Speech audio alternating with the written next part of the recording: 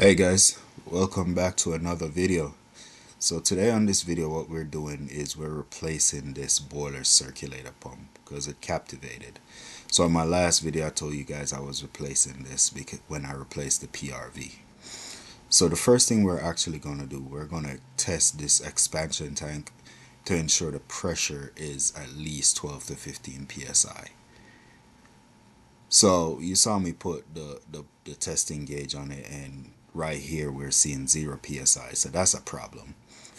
So what we're gonna do is we need to pump this expansion tank up, because if we leave this expansion tank like this and put on a brand new circulator valve, that circulator valve will captivate over time.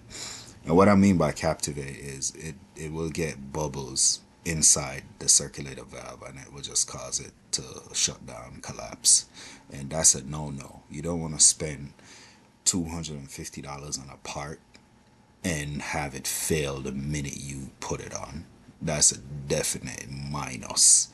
So right here you see me just using a regular pump, got it from Home Depot, just to pump this up real quick and get it to that required amount of psi. So just a little bit of elbow grease, get it pumped up and get it going. So I got it to 15 psi right here. We're gonna wait about 15 minutes just to see if the pressure holds.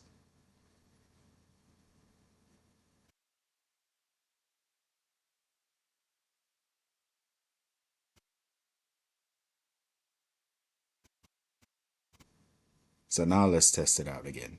If the pressure holds, good. We're good to go. It will hold, and it will hold for a long time. But if not, then we're gonna have to replace this expansion tank because it's not good. But as you see here, the pressure held and it's still holding. So before we do anything else right now, before we remove this circulator valve, let's secure it. So I know a lot of people will take the circulator valve and put like a wrench in between the two pipes that it fits between. I am just going to put one of these holders I got again from Home Depot just to hold the pipe up. And I'm actually going to leave that holder there permanently because I actually like what it's doing. So I'm leaving it there permanently. So first things first, guys, what I'm doing right here is I am taking off the electrical part of this circulator pump. So please, please, please ensure the boiler is shut off and ensure the breaker is switched off. If you're not confident, if you're a DIYer doing this, shut the breaker off just for added security. But if you're confident doing this, there's no need to shut the breaker off. Just ensure the boiler itself is shut off, power to the motherboard is shut off, so you don't get any type of electrical shock or cause any further damage. So it's pretty standard taking these out. It's literally just push pins that hold these neutral and live wires together, and the Grundfos, this is a Grundfos circulator valve, and they label it for you: L for live, N for neutral. It's pretty standard. So just take them out, take the cap off, and just pull the wires out, and you're good to go. Pretty standard. But again, be safe. Don't do this live. Turn that power off. Do not do this live. You'll cause more problems than you need to. So we're just gonna get a few wrenches and just take this off. Take each bolt off. Each circulator pump should have at least 4 bolts that holds them, 2 at the top, 2 at the bottom, and in between the circulators, in between the pipe and the circulator, there should be 2 gaskets on both sides that's just holding it. So just get some elbow grease and rock and roll on this. Take them out one at a time. Do not cross thread, guys. If you feel like you're cross threading these, stop. Do not cross thread them unless you're going to replace the bolts. I did not replace the bolts on this because the bolts are in pretty good condition. But if you feel like you're not doing it right, just stop and think about it for a sec and then go back and do it. Or if it's not coming off, if it's just super old and rusty, cut it and then go to your local store and grab some new bolts. So right here, see the holder that I put up first held a pipe. That's really good. So don't worry about these rings, these O-rings. I will be replacing them. The new one, new Grand Forks circulator pump comes with new O-rings, so you don't have to worry about these O-rings. So I'm just gonna throw those away. But right here, I'm doing a critical step in the process, which is cleaning these pipes.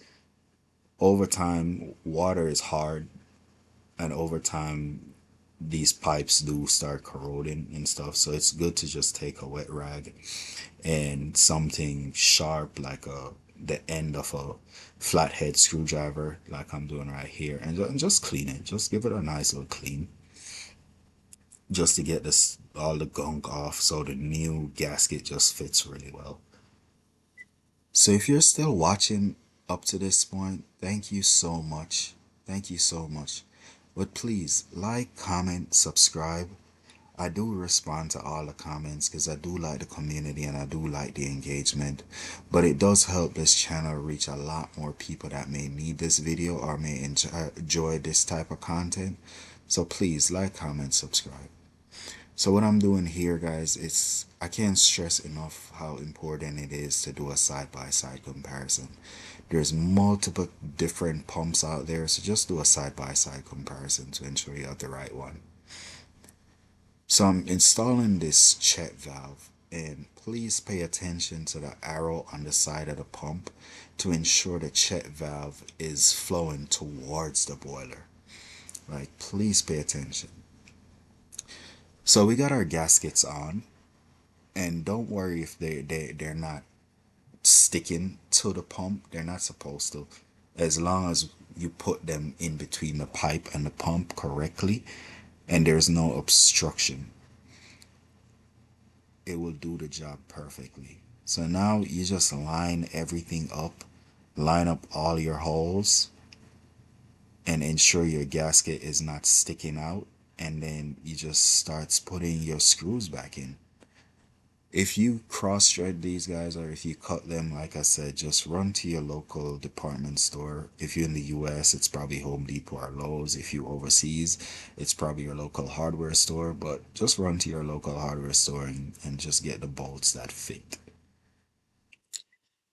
So now we're just gonna start tightening the bolts down. And before we do that, we want to make sure all four bolts are in.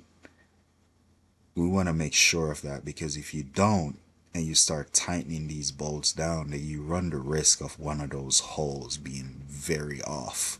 So you just want to make sure all four bolts are in before you tighten them down completely. So just to give you guys some backstory on why I'm replacing this circulator pump. So when I fired up this boiler for the winter, I realized I heard water rushing at the circulator pump. Like, you can hear it just rushing, and that's a no, and it was really loud. These pumps are very quiet, so when you turn them on, you should hear like a little low hum, and sometimes they're so quiet you have to put your ears up to the pump just to hear if the pump is actually running or not. So hearing water rushing like that, and I could stand very far away and still hear the pump just rushing water, and that's just a no. So I just had to replace it because it definitely captivated. So right now we're just gonna put the electrical back in. Like I said, you're doing everything in the reverse order, so just be mindful of that. Tighten it down and just put it back in the same way you took it out. Black is live, white is neutral, and the pump has them labeled M and L. So just press and push, do a little tug on the wires to ensure they're nice and secured. And you can't see it from right here, guys, but there is a little toggle that's in that pump for the selector switch right there. So you want to make sure the wires are not blocking that little hole for that toggle. So the selector switch can actually move freely, because if the wires are blocking it, then this cover will not go on properly. So just be mindful of that. And once you screw it all up, make sure it's all nice and tight, then you'll be good to go. Fire your boiler up and it should work like a charm. Let me know in the comments if you guys have any questions or concerns, and reach out to me, and I'll be glad to help you guys out. But thanks for watching, and I'll see you guys on the next one.